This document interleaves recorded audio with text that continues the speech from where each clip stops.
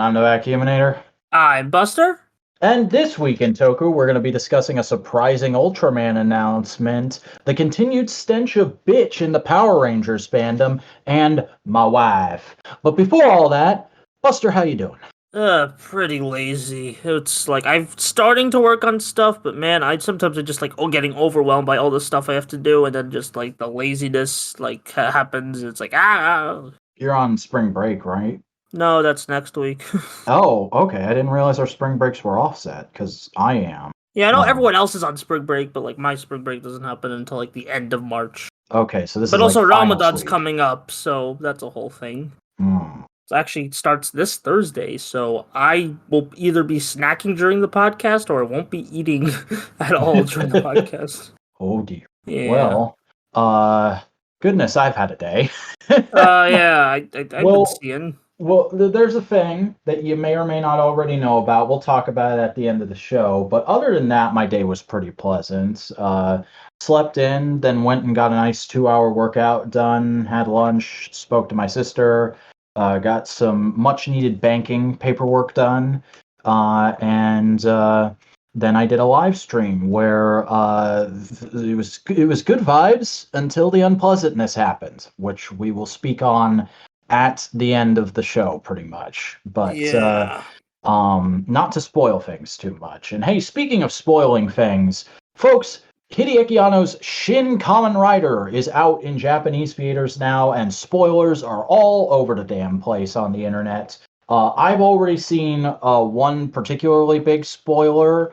I wasn't like specifically trying to avoid spoilers, but it did annoy me that I saw that thing. And I think Buster's outright trying to avoid spoilers. Am I correct? Yeah, but I have actually seen two major things, but I won't say what they are. Yeah.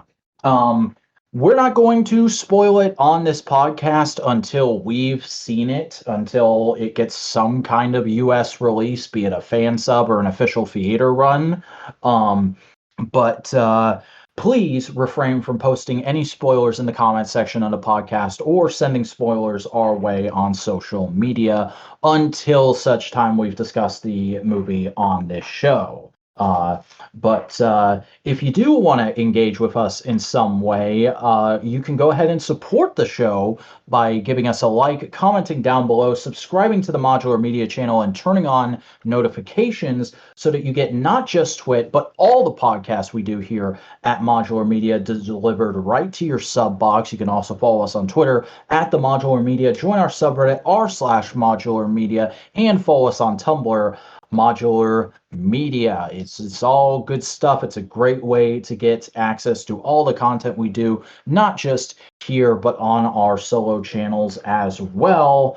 And yeah, I believe that's all the plugging I have to do tonight. So let's get right into the news. Our top story this week, Premium Bandai has announced that they are doing an Ultra replica of Ultraman Powered's Flash Prism. Now, I'm not the resident Ultraman expert, so Buster, explain. Okay, Ultraman Powered, otherwise known as the Ultraman from Ultraman the Ultimate Hero, a American Ultraman production. Because this was this was in the transitionary period of Showa and Heisei for the Ultraman series, where Tsuburaya tried to do a bunch of like outside productions with Ultraman Great / Towards the Future in Australia, and later Ultraman Powered in America. And Ultraman Powered flopped hard.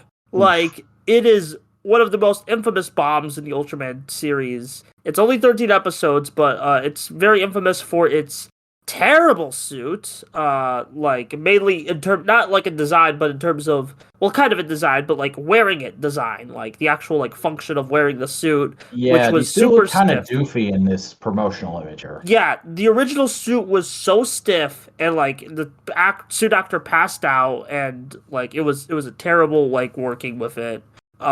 It's not considered. I think it's considered an okay show minus the effects work. It's not a well beloved, and I know it for taking away my final arc of Gridman, because the failure of Ultraman Powered led to a bunch of other Tsuburaya projects getting canned or like shortened, and Gridman was one of them. Oh dear. And I love how this was announced literally as I finished making the video where I talk about Gridman getting screwed over by Ultraman power. Like, what a freaking coincidence. Like, that's hilarious to me. That's funny. Yeah, that's it's a little unfortunate, but the promotional image here looks nice. Yeah. I I'm don't not getting it. Yeah, I don't know shit about this thing, and it's probably going to be stupid expensive. So I don't even know why they would do it if the show was such a flop. This must just be from like a place of like, oh hey, we haven't made toys from that in a long time, and I think it's the Ultraman's getting actor. popular in America again. No, I think it's the actor because it's like the actor who also like either in the Japanese dub or like I think he might have been even in the English one because the actor does speak part English. Was the same actor for Kakurenger's Black Ranger, and he's a well beloved actor, and like Bandai might just really like merchandise with that actor. So that's what people are speculating. I don't think that's entirely true. I just think it's like, hey, it's an anniversary for something, and this will be like a low effort project. Just do it, you know. Yeah, For it's all and also literally Ultra just like Galaxy a fight. lumpy thing with lights on the end. Yeah, and it's like he powered appeared in Ultra Galaxy fight, so there's some presence. I mean, it was mostly just a background Ultra, just fighting people. So It's just in the corner, friggin' kicking random dudes. yeah, I mean, I'm pretty sure Power. I heard like some of the writing in Powered is okay, but it's been a while since I've heard anyone talk about Powered in depth, so I don't know. Hey, maybe you should do a powered video next. If I want to do a towards the future video first, because it goes towards the future and then Ultraman powered for like American Ultra projects or like Alright, Western fair Ultra enough. projects. But I do want to get to those eventually. I was trying to do a great video at some point, but I just dropped it for whatever reason. So I'll look into doing videos on the Western Ultraman push eventually. That's a Okay. very interesting time in Super Rise history, I will say. Well, I guess continuing on with expensive Bandai releases, we have a new announcement for the Complete Selection, or I'm sorry, Complete Style Gigantic line. If you don't remember, this is the new line that started, I want to say halfway through last year with Kuuga's Big Fuck Off Titan Form Sword, and now they're doing Kuuga's Big Fuck Off Pegasus Bowgun. I guess this line is just for making Kuuga merch.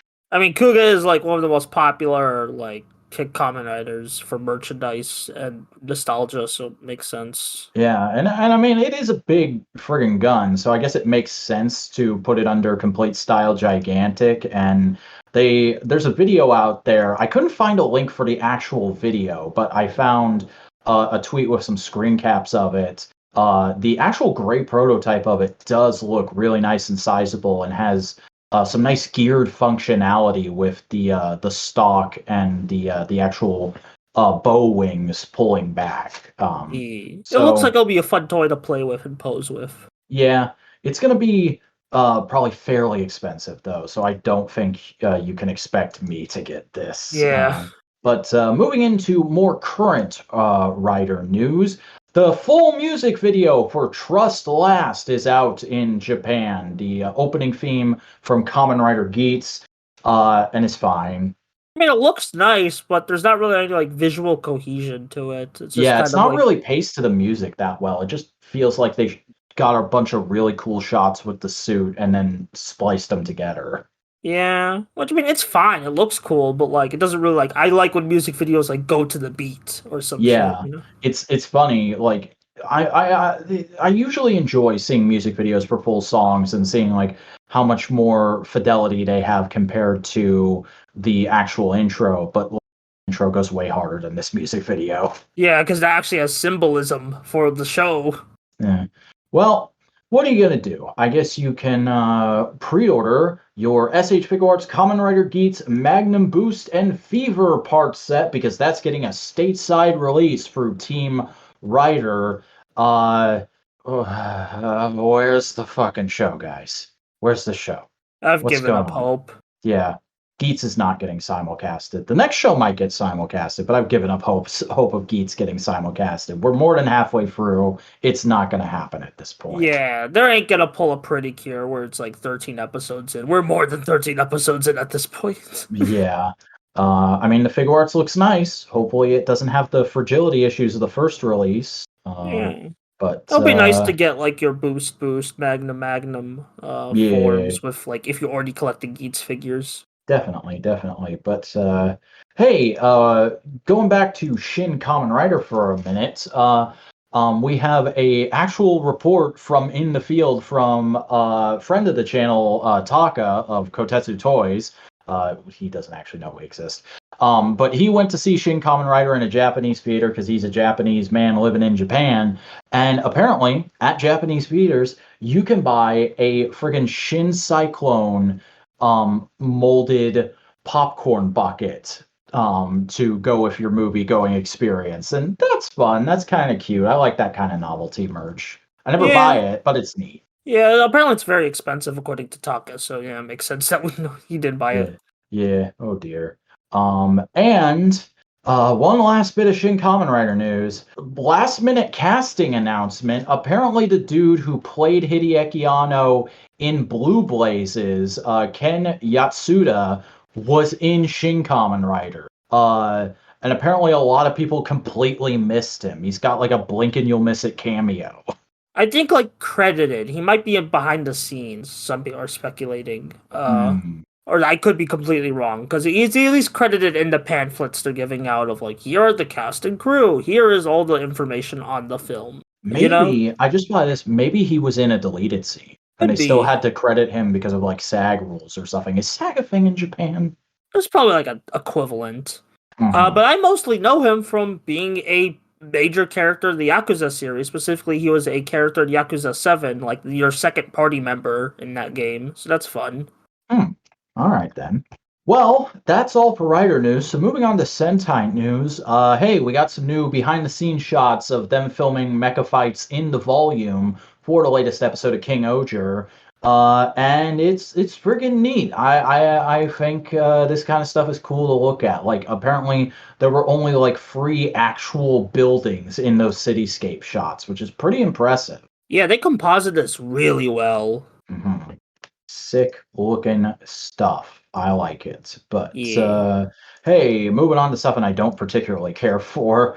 The very, very basic kitty, so poor my parents can't afford like the regular action figures King-Ohger line has arrived of toys you're not actually going to see in the show. There's a transforming sword and a transforming gun that have stickers of Kuuga on them. They do this every year. Five Below toy. Oh yeah, this is like the Japanese Super Sentai equivalent of the Five Below toy. This is literally like, this isn't going to be in the show, but it looks like it could be. So now little Hiroshi can at least have some King-Ohger toys if his parents can't afford the actual stuff. I see. And I mean, it's nice that exists. I like that we're just bilking the money out of everybody, keeping all the kids included, but I'm never getting this. Yeah.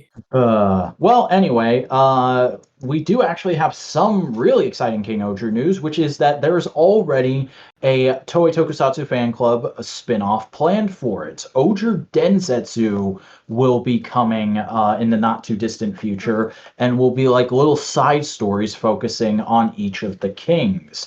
Also, Gira's last name was revealed in the pamphlet that announced this. He's Gira Hasate. And that's apparently related to the big F-off king or something. Interesting. So like, yeah, people were like, "Wait, is that like the king's nephew or some stuff?" And I'm like, maybe, I don't know. I'm gonna wait for it to be revealed in the show itself. Yeah, that would be most wise. Although it does look like they're gonna be pulling like a saber, where half the backstory, like it won't be necessary backstory, but a lot of the flavor text you may want will be in a Toei Tokusatsu spinoff, which or like the Revice parent spinoff. Yeah, but like, hey, I'm still interested to see how it will play out, and I'm usually these are flavor text mostly because if I think Veil was integral to Revice, but that's our opinion. Yeah. Well, that's all the Sentai news. We're kind of moving through at a decent pace, man.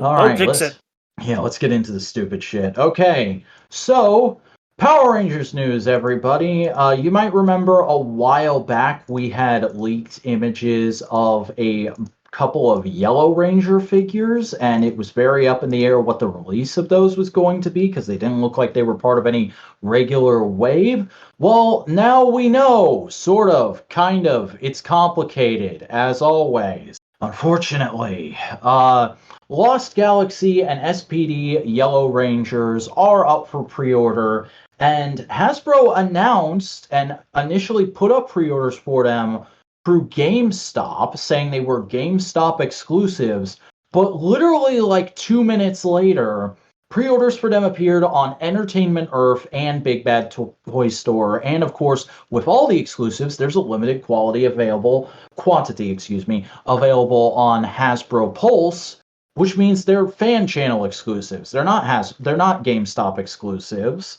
but Hasbro seems to think they are, and so does GameStop. So what the heck happened here? And as Josh pointed out on Twitter, there were also some Indiana Jones figures that were supposed to be Walmart exclusives that went up as GameStop exclusives, but were also on EE and BBTS. Some kind of contract got screwy, is what I'm guessing here. Yeah, I don't know. They probably just, I don't know. I don't know what happened. I can't even guess. Yeah, it's weird. But hey, those figures are finally available for pre-order if you were excited about either of them.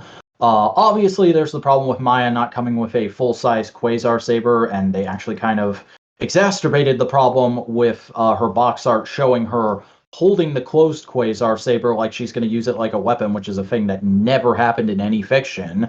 But hey, on the bright side, we finally got to see what her effects part looks like, and it's a cool multicolored one. They've not done that before. I'm kind of interested in getting that effects part for things and stuff. But the rest I'm of the guessing you're getting SPD Yellow to close out that team. Oh yeah, I've got that's a definite must get for me. I don't have her pre-ordered, but whenever she goes in stock somewhere, I'll be okay. And she looks fine enough. I don't have any kind of problem with the way she turned out. Like, I know people were very upset about the fact that they got the morpher a little wrong again, but like it's been a consistent thing with this team. I'm just gonna take her. I'm gonna have the main 7 and be happy and totally not pester Hasbro every chance I get to make Cat Ranger and Nova and Boom and Grum and Broodwing and General Banag. And no, I'm not bitter that they said they were done with the team after her.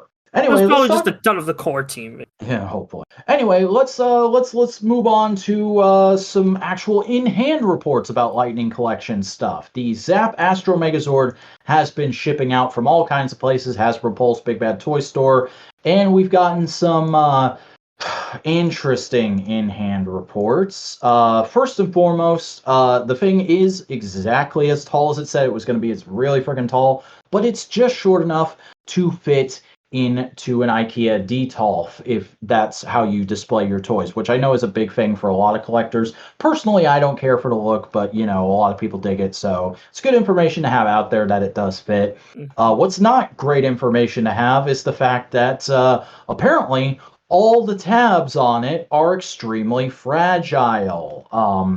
A lot of people reported getting it right out of the box, and it comes packaged in Astro Megaship mode with the shield attached, and so they went to transform it and pulled the shield off, and the tabs that hold the shield into the underside of the Astro Megaship immediately broke or got really stressed. And my initial reaction to this is, well, that's really unfortunate. I understand people being upset about it, but it's not like Bandai Zord tabs didn't break on semi-regular basis. And it's only the shield. That's not going to ruin the toy if you can't store the shield in the Astro Megaship mode. But then, just like 10 minutes before we went to record, at Real Ectris, I don't know how to pronounce that, Bobby, a guy named Bobby on Twitter reported that his Astro Megazord actually came with a tab that was warped out of the box. The tab that holds the torso together is completely askew and bent out of shape, which means if you tab it together in alt mode, the ship's going to be slightly out of whack and off center. And yeah, that's an actual problem. I'm kind of upset about that. Now, we only have one confirmed report of that, so it doesn't mean it's a rampant problem with them. But the fact that it's happened with one of them, there's probably a couple more out there, and that's really unfortunate. That is a definite quality control issue that Hasbro should have corrected by now. We've talked about how it seems like they're getting their quality control shit together, but it needs to be gotten together already. Yeah. And I would like to clarify before moving on, the tabs being fragile and breaking with the shield, that's not a quality control issue. Everybody was running rampant saying, oh, the quality control issue, it's a build quality issue. Quality control means something is not how it was intended to be, and it's a factory error. Build quality means it's exactly how it was designed to be, but it's not holding up to real world testing. Key difference that you wanna keep an eye out for, folks. Aye, Captain. It's a design issue. It's not an issue with the factory, but apparently there is still a slight issue with the factory. So fuck. Let's just move on. Well, speaking of factory issues, Entertainment Earth has had for a little while a pre-order for a reissue of the Wave 7 MMPR Green Lightning Collection figure, and recently they sent out a mass email to a bunch of people saying, hey, this got canceled. The factory couldn't provide us with any additional shipments like they said they were going to be able to, so we're just refunding everybody, which is pretty unfortunate. I know that's kind of a hard figure to get a hold of at this point, and it's a very sought-after figure because it's the most accurate MMPR Tommy on the market from Hasbro at the moment. But I would not be surprised if they literally did this because they're working on the remaster right now. Yeah, I'm pretty sure they'd be like, hey, wait a minute. Just like, Yeah. we're already making one. Why are we gonna give people the old one? That's literally like the big. I can actually draw lines to this issue. Yeah, which, not the best decision, but it's $5. Just wait for the pre-order. Hopefully the QC issues will be resolved by then. Aye. But let's get on to some listing news. So, Lightning Collection, or Lightning Storm, episode 200, which is the main news show I go to for learning about what's going on with the Lightning Collection. It's the YouTube show run by Josh, the guy we're constantly referencing on here on Toku Topics, and it had its 200th episode this week. And it was a big, goofy extravaganza with a bunch of guest hosts and stuff like that. But Josh ended it by saying that he's gotten some clarification on all the leaked listings with code names that we got not too long ago. And it's fairly interesting because it seems like contrary to popular belief, Wave 15 is not going to be the usual 4-figure wave. It's going to be a 3-figure wave. Josh has been led to believe that the code names Lanesboro, Lake City, and Leesport correspond to Wave 15, and that they are code names for RPM Yellow, Turbo Red, and Lightspeed Rescue Blue. Now, I saw a few people, including Josh, in the episode going, it's really weird that there's only 3 figures. What does that mean? Could that mean that the line is ending soon? No, I think it means they put more budget into these 3 figures than they normally would because it's all new sculpts. Calm down. This freaking fandom, the moment something seems remotely wrong, we want to act like the sky is falling, and it's like, calm down. The sky has fallen many times, and if the sky's fallen many times in Power Rangers, it'll just get back up anyway. Yeah, that's the thing. The sky has fallen several times with Power Rangers, but we've always repaired it. So friggin' calm down and just take things as they come. Yeah. But also, there are code names for Lightning Collection Remastered Wave 2. And I almost forgot. Josh also has tentative release dates for these code names. Wave 15 looks like it's going to be coming out in November. But Remastered Wave 2 appears to be only one new figure and a case refresh of Remastered Blue and Yellow, which I know some people might be upset about, and it definitely goes against those reports we got of what the lineups were going to be a few months ago, with Wave 2 being red and black.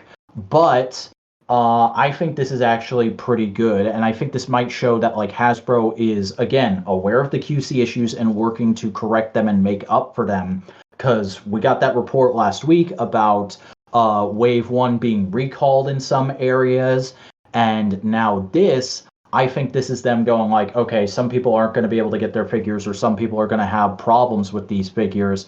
So here's an easy way for us to have more of these on the shelves so people can get replacements if they need to, or if their pre-orders get canceled, they have another chance. But the third figure, which is the new one in this wave, is codename Leon, which Josh is led to believe is going to be remastered MMPR Black. And that wave is going to be releasing sometime in the 7th month of the year, and I'm not good at remembering month. July. Okay, sometime in July. So thank you for saving me from having to look at my calendar for a second there. I mean, it's good to do that in general. Yeah. Now, Wave 3 of Remastered does not have a release date just yet, according to Josh, but the code names are Meadow, Lester, and Creek, and Josh believes that that is going to be the pink, red, and green Rangers. So no images, of course. We have no idea what they're going to look like. We have no information on the supposed deluxe Rita, but hopefully that's all coming down the pipeline before the end of the year. Like, the remastered line is specifically to celebrate the 30th anniversary, so I would really hope they get them all out by the end of the year. One last thing, though, in August comes after July, right? June, July, August, yeah.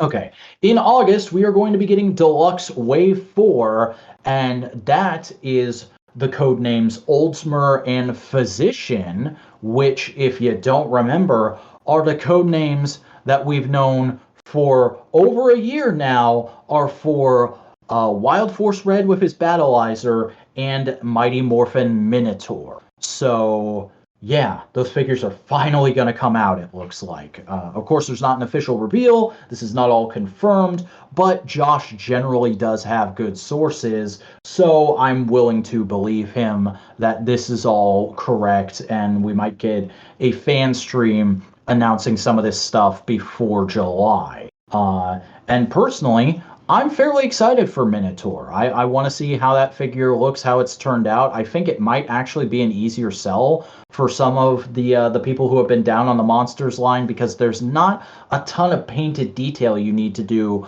on him because he's so furry, and he was generally shot in kind of like dark locations, so you can't make out like a ton of like grimy detail on him like you can some of the other MMPR monster suits. But that is all the Lightning Collection news. We're finally done talking about Lightning Collection. Buster, do you have anything to say? Can we get to once and always already? All right.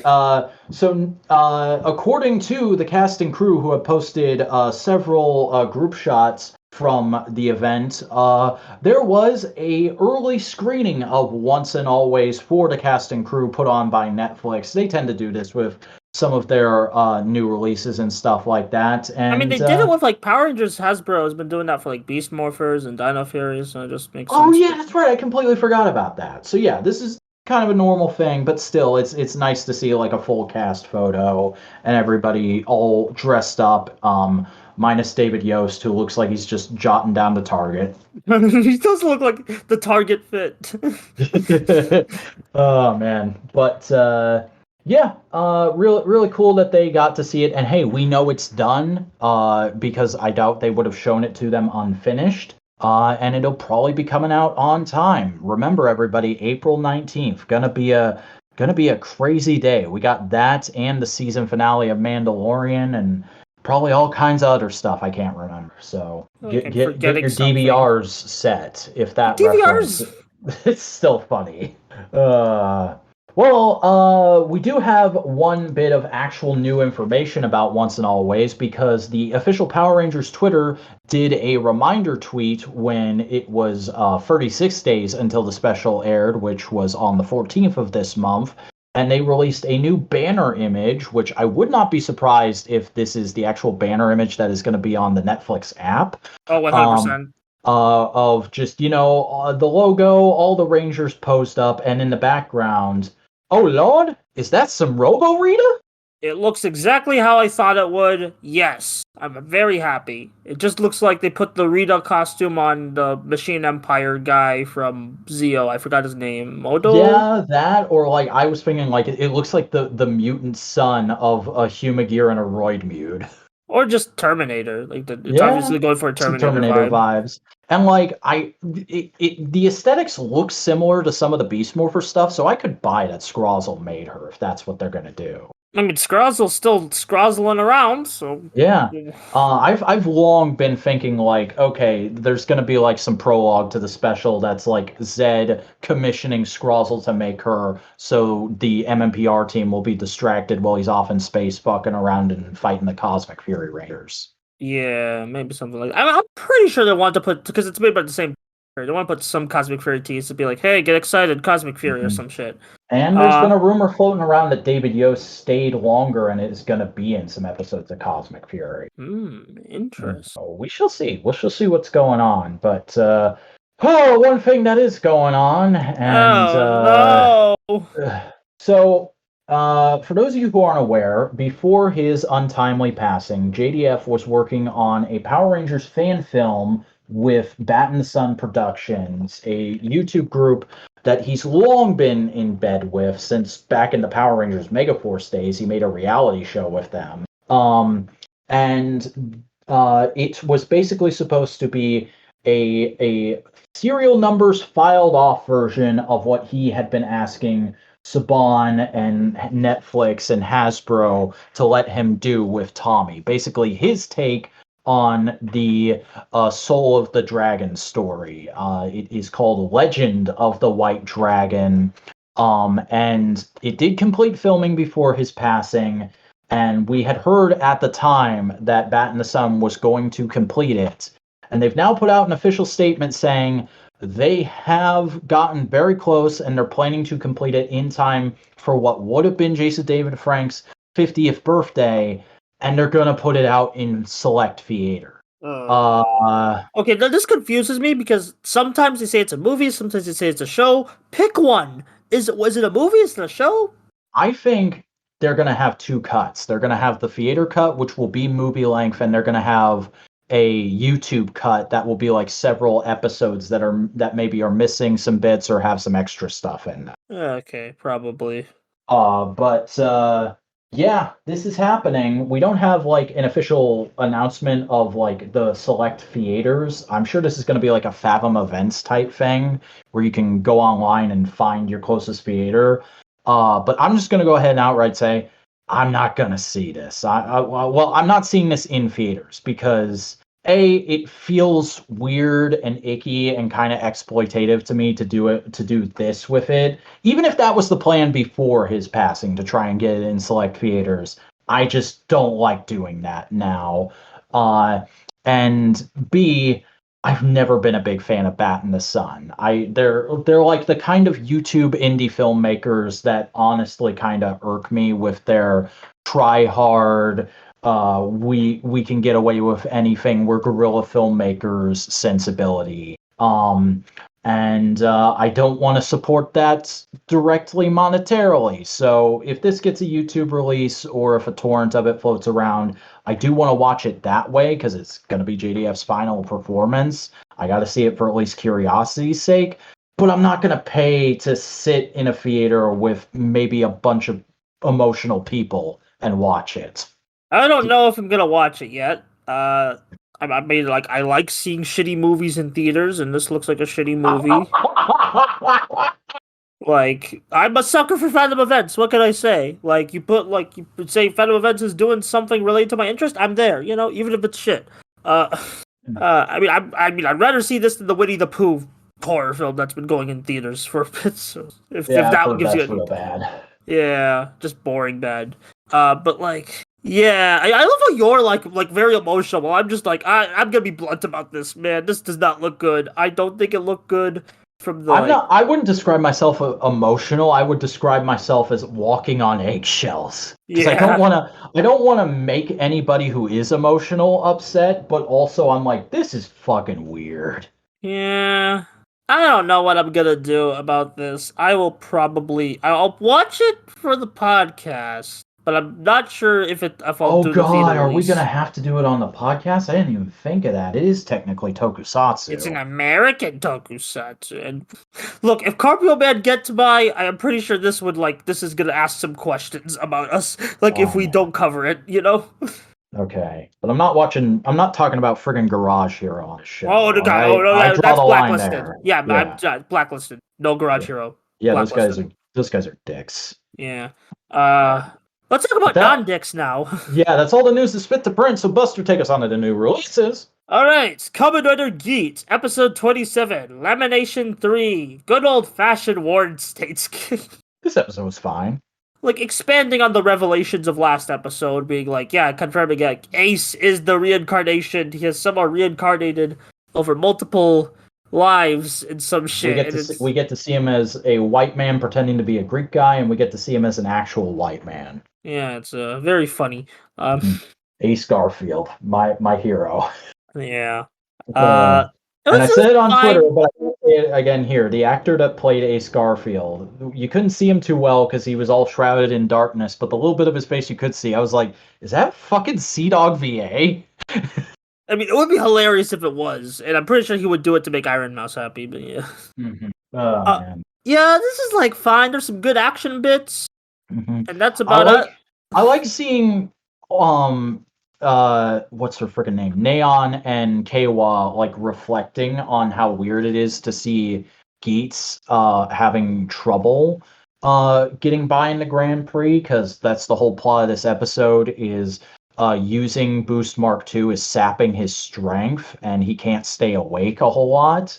And also they hint at the fact that he might be one of the sleepless elite normally, which is kind of funny. And it's interesting to see how them have some introspection about that. And I like it was obviously implied up until now, but I did really like getting confirmation that Kyun, Neon's supporter, is meant to be an allegory for friggin' YouTube anonymous admirers. Not allegory, more like a XP. Mm-hmm. But yeah, I get what you mean. Also, Baboa gets Glare too, so that's fun. You know, she gets a physical suit. Oh, yeah, that's right. That suit makes way more sense with her, doesn't it? Like all the repainted glitchy bits. Yeah. But like, yeah, I mean, it's a suit being passed around, so I don't really like care about like if it's a suit being passed around, thematic cohesion doesn't. Well, when I really... saw her transform with it, I almost went like, oh, that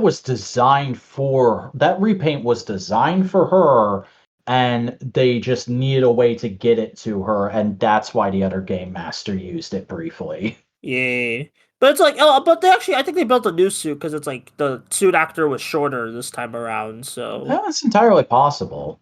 yeah, to fit the Did they female actually put a female voice suit actor in the suit, do you think? It looks like it because it's much shorter than when like Glare 2 used it, like the Game Master used it, so that's what I'm thinking. Which, by the way, that friggin' dingus! I love that he just went up to the castle with no backup. Like, I'm gonna get my belt back, and then he got his ass beat. Like, dude, what did you think was gonna happen? Yeah, it kind of fell off. This episode was padding to like get to the juicy bits. Mm-hmm. I don't know.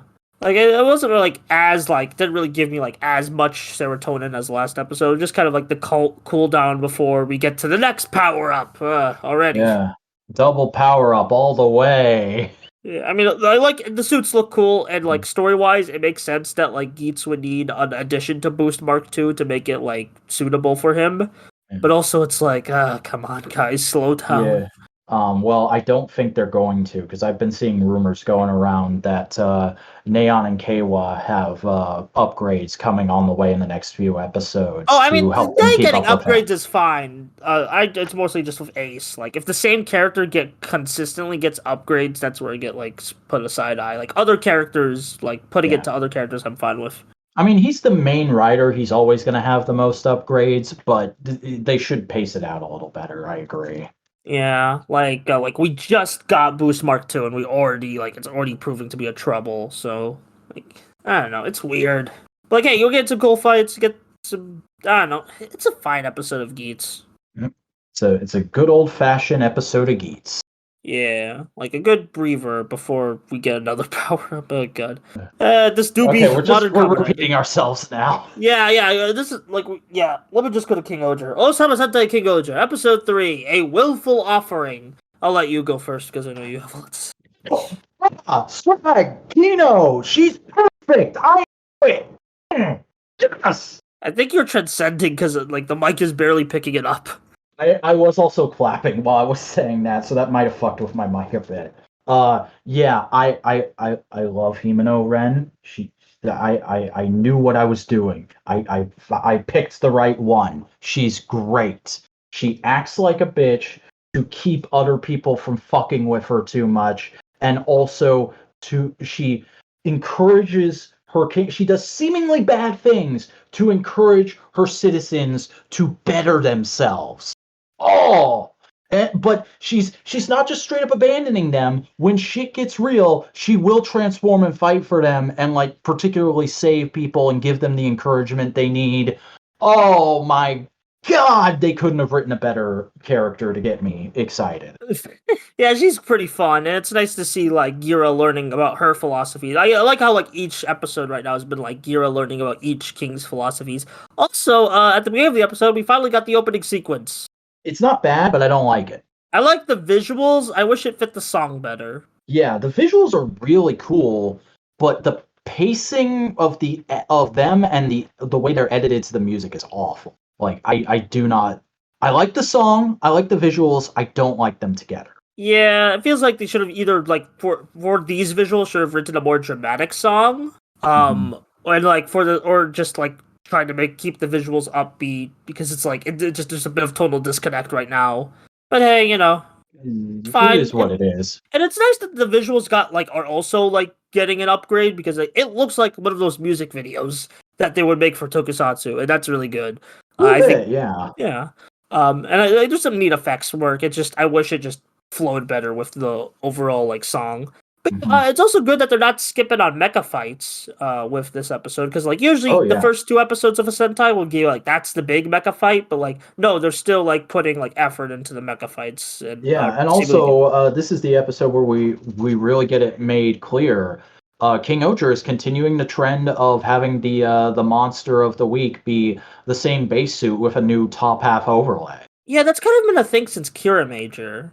Like but Kira Major, I don't dislike it. Oh yeah, it's a good budget saving, especially with how more expensive like base suits and this is a way better dung beetle monster than the one from Goseiger. I haven't seen that Goseiger one yet, so I can't speak. It's the monster from Power Rangers Megaforce Episode 1. That was okay. Okay. Yeah, okay. That was okay. Sorry, something just happened. Yeah, we just had a recording issue real quick, but we're fine. Yeah, but yeah. Yeah, this was a good monster, good designs. I also like we got to see the villain's lair and just like a bunch of bugs bugging around and they are just bugs crammed into a cave. Yeah, it's hilarious and kind of creepy, and I love it. Also, Sambo is my rival because he's a simp for Himeno too. Samba? Yeah, there's a bunch of scenes where she's like, "You're free to go," and he's like, "Nah, I'm gonna stay. I want to see what happens." And Gira's like, "You like her, don't you?" And he goes, "Shut up." You mean Ganma? I think you said Samba. Yamagast. I said Tombo because that's his Ohger name. He's Tombo Ohger. Still getting used to the names. Yeah, it happens with new Toku. Yeah. I mean, like Tombo's like, yeah, he's trying to be flirty with her, and she could not care less. Yeah, it's pretty funny. Though I wouldn't mind if it's like it's a slow burn romance. If they end up getting together at the end of the show, that could be well done. Just be like a nice like Z plot that just happens in the background. What Once we're out else? of the initial focus episode arc, and then the Six Ranger introduction arc, because that's coming right after. Yeah. Um, they should do like some pairing focus episodes, and maybe have a focus episode of Kamakiri and Tombo. Yeah. And like really like the action scenes are really selling me on these suits. Like I do get why they called them Hollywood they wanted to go with a Hollywood look for the suits. It's The like suits don't photograph well in stills, but in motion they look great. Yeah, especially with the little side capes. I disagree about the stills. I think a lot of the stills in the show are really nice, but like, yeah, I do agree No. with the I mean motion. like the promotional stills they put out beforehand, because it tended to wash out a lot of the detail. Okay, like action stills like are much better. Yeah, Yeah.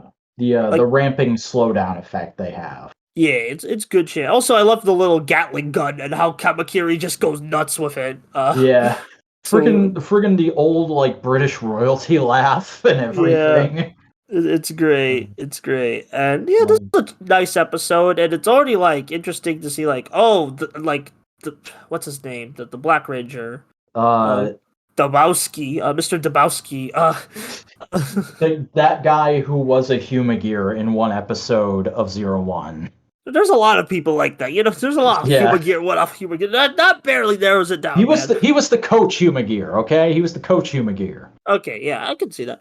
But yeah, he just like be like screw you, and he just goes attacking people, and like I guess they're changing, and he's commissioned by the evil king, not Gira, the actual evil king. Yeah, I love how Gira still put it on this like silly bravado. I love it. and she's just like, what the fuck is he doing? Yeah. I believe he's trying to bargain miss. Oh man, the fucking butler is a Yeah. great character too. Yeah, he's a very funny guy. 25-year-old dude who has to wear old man makeup because it makes him look more like a butler.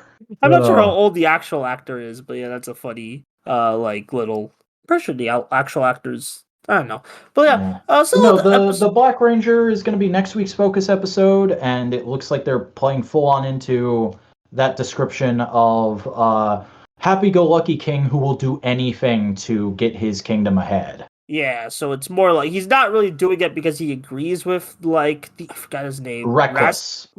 Reckless. Yeah, it's spelled weirdly, but phonetically it's reckless. Reculus's philosophy. Yeah. Like he doesn't really agree with it, but just wants to like.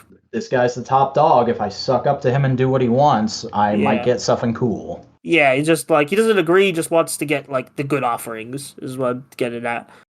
Man, sorry, I'm so off, but like, yeah, these episodes are good. It's just like a lot of action, a very action focused week for the shows, but also like some nice character bits here and there. But like, King-Ohger was probably the standout with like introducing like a new cool heroine, Also, how very modern Sentai of them to spend the whole episode of her wearing the pretty princess dress, and then right at the end go, okay, that was hard. We're not doing that anymore. She's gonna wear a tracksuit now. I don't think that. I think she just wear that for the medical thing. Like she just because she was going to medical, heal everyone, and she's like, I need to put on a proper suit, and also my dress got ruined. She'll probably keep wearing the dress, for like a couple. Yeah, and who knows? It is a very all the clothing is expensive, so who knows what alternate? I wouldn't mind them getting alternate costumes. Oh my god, is Premium Bandai selling that dress? I don't think they. I haven't seen a listing for it. The only listing I've seen is Gira's clothes. Yeah. Oh my god, they'd probably ask like fucking $5,000 for that dress or something. They already asked $1,000 for Gira's entire clothing, so Ugh. yeah, it's not great, man. Not great. Bandai, please. Calm the hell down. Oh lord. All right. Well, should I get to my extended ramblings? Yeah, get to your Mega Rangers and Lightning collections. Start with Megaranger though. Yeah, so as we said last week, Denji Sentai Megaranger won my latest Twitter poll to decide what classic Toku show I would be watching for the first time next. So this week I watched the first 8 episodes, and Megaranger's all right. I wouldn't say I love it. I wouldn't say it's like the most impressive beginning of a Sentai show ever, but it's not bad. They're like, other than the very dated CGI in some shots, it's an enjoyable, fun show. There's some solid characters. I like most of the suits. The human villains, their makeup leaves something to be desired for my visual taste. But all the suits that, of course, got ported over to Power Rangers in Space are really solid. I've always dug the Megaranger suits. They're not my favorite, but they're pretty good looking ones. Definitely of the higher end of the white accented suits, in my opinion, because I don't really like white accent suits. I prefer black accent suits, but these are good ones. Ecliptor, who has a special Japanese name that I don't remember.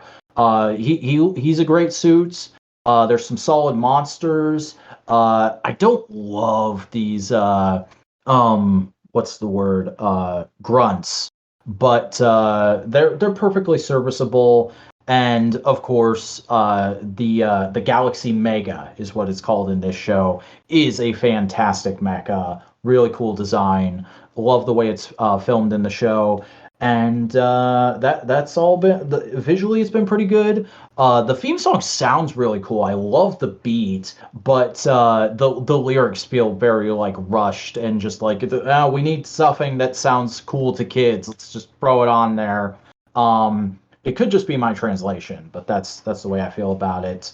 Which translation are you using? The Shout Factory or fan translation? I think it's a fan translation. It's in the link that you gave me, and it's ripped off of Kiss Asian. So, oh god damn it.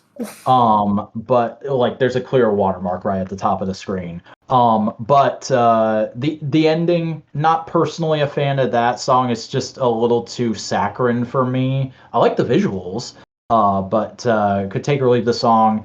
And generally, the character dynamics have been quite strong. I do like all the Mega Rangers. Like I have some clear favorites.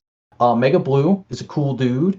I like how focused he is, and I like how clearly appeal to the kids with being into technology he is. Mega Yellow is interesting. I feel like I could get to liking her, but not quite there yet. And the rest of them are just like, you're fine, you're fine, you're here. Like the red isn't super appealing to me. He feels like very much an executive going, this is what kids in the 1990s like, right? This is what the kids today are like, right? And I'm like, sure, I totally, yeah, I wasn't there, so I'll just take your word for it. Yeah. And Mentor Man is pretty cool. I like how he's just like this put upon scientist man with a dark backstory. That's fun and different, at least from my perspective, watching from the future, not having like full context of Sentai and Tokusatsu at the time. And all the assistants are great because all the assistants there's a couple Japanese dudes, but then there's a black guy and a white lady who very clearly don't speak the best Japanese or English. It feels like both of those are their second language with the way they're portrayed in the show. Like there's a moment in episode 8 after they defeat the monster with the Galaxy Mega. It cuts back to the base, and the white lady assistant just turns to Commander Scientist Man, and it's like, they did it! They did it with teamwork! Hooray! And he just stares at her blankly. It's hilarious. I think that's like a direction thing. Like it's mostly just the odd direction of that whole thing. Yeah, I've heard that from like interviews with what's his name? The guy who played Kyoryu's Cyan? Robert? Yeah, Roberts. Like in his interview, he said like, yeah, no, that's not how we actually want to act. That's what Toei's producers think Japanese fans expect American characters to act like. Yeah, it's mostly just like, just here, do this, speak it like this, because that's how we want you to speak it, you know? Mm-hmm. But nevertheless, it's hilarious to me. What awkward white people in Sentai or Toku in general is one of my favorite things about the medium. Yeah. And Megaranger's been a solid watch so far. I don't have any reason to drop it just yet, but I am waiting for it to like fully engage me. At the moment, I'm just kind of vibing. Yeah. And speaking of vibing, earlier today, I did a live stream where I opened a bunch of stuff I got from the Hasbro Pulse warehouse sale that was going on. And two of those were deluxe Lightning Collection figures. First up, Snizzard.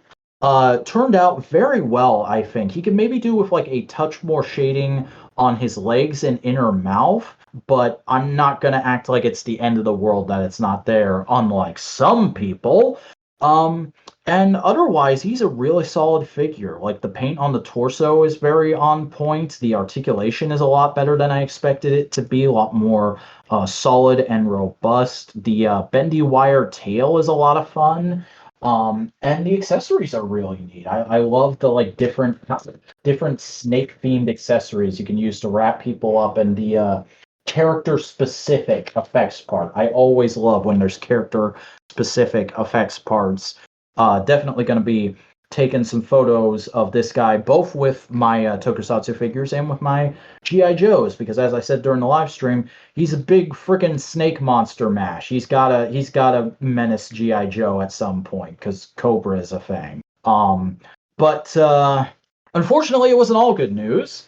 Because I also got Blue Centurion, who wasn't actually part of the sale, but I just really wanted him, and he was in stock.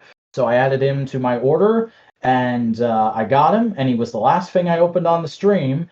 And hey, all the accessories were there. The paint was really nice. The articulation on the upper half of the body was really nice and robust. And then I tried to move the legs. And the moment I moved the I believe it was the left hip joint, I tried to move the drop down joint. There was, I don't know if the stream audio picked it up, because I don't know if my microphone was good enough, but there was an audible crack sound. And I just knew what had happened, and I just started slowly pulling it apart. And yeah, the joint literally snapped right off. Now, I know people would expect me to get mad and flip out and comically go like, Hasbro, but there's been QC issues reported with this guy. I knew I was taking a risk. I knew it could happen. I'm upset it happened, but I'm not like, my day wasn't completely ruined by it. I definitely don't think that should be happening with figures. I'm not gonna like try and explain it away as a good thing, but I would like to explain that, hey, much like the initial issues with the Astro Megazord, this isn't a QC issue. This is a build quality issue, because I looked very intently at the joint as soon as the stream was over. What happened here is the drop down hips, they are made with solid ABS plastic. Now, when it gets very cold and you bunch that kind of plastic up together really tight, it gets a lot of tension on it just through natural friction forces, and it is much more likely to snap. Had they chose to make this out of a softer gummy plastic, it probably wouldn't have happened. It also probably wouldn't have happened if I had lubed the joint up ahead of time, like I've actually been telling people to do with Lightning Collection figures on Twitter. It's partially my fault, but it's also a fault of the design. And I am going to be contacting Hasbro customer care and seeing if I can get a replacement. Though, as a reminder to everybody, because we haven't actually talked about this in a while, Hasbro customer care is not a be-all, end-all. If you can get a replacement through in a third-party retailer or get a refund through them, always go for that option, because Hasbro customer care is going to get back to you. If you send them a picture of the broken toy and a receipt, they'll be like, oh, we're sorry that happened. We can't refund you, but we're going to send you an item of equal or greater value, which could be an exact replacement. It could be another figure from the same line at the same price point or higher, or it could be a completely random figure that Hasbro just has lying around in the warehouse. Now, sometimes people have gotten really lucky and gotten like SDCC Jason 2-packs out of this, but sometimes people have also gotten like incredibly common peg warmers out of this. So again, I'm playing the lottery here. I'm going to be taking my life into my own hands by doing this, but I'm going to do it and see what happens, because I'm not just going to live with a broken toy. Hopefully I get an exact replacement. If I don't, I'll probably try and hunt down a loose one at some point. But for now, no Blue Centurion for me, which is a bit disappointing. I was looking forward to taking a few photos of him and the Phantom hanging out. But I guess it's just not meant to be. Yeah, sorry about that. You awake, Buster? Yeah, I'm just super tired. Yeah, it's been a bit of a day, hasn't it? Yeah, I don't like. It's mostly been you episode because I did nothing. I should really do something. I should really just like bite the bullet and just do shit. I gotta watch Toku. Gotta work on videos. Hey, you want to work on the videos because the podcast is basically over, or not? Well, watch the videos I work on. Yeah, let's tell people where your videos are. Well, first subscribe to Modular Media, but also subscribe to the Buster Corp channel. I did a Gridman video. I talked also that Kamen Rider 1971 video. Also, I have an ongoing podcast on my channel called Lakewood Podcast Turbo where we watch all of OKKO. It's very fun. Vac liked it, so I think we're good. Yeah, I don't know if I'm going to keep listening to it because I haven't seen OKKO and I don't know if I have time to watch it right now. But the first episode where you guys just kind of talk about general memories of the show, that was fun. We talked about the pilot, Vac. Wasn't just that's right. I was listening to it at work, so I don't remember the whole thing. Okay, yeah. But I'm also on Twitter at BusterBoy3 if you want to see me yell into the void.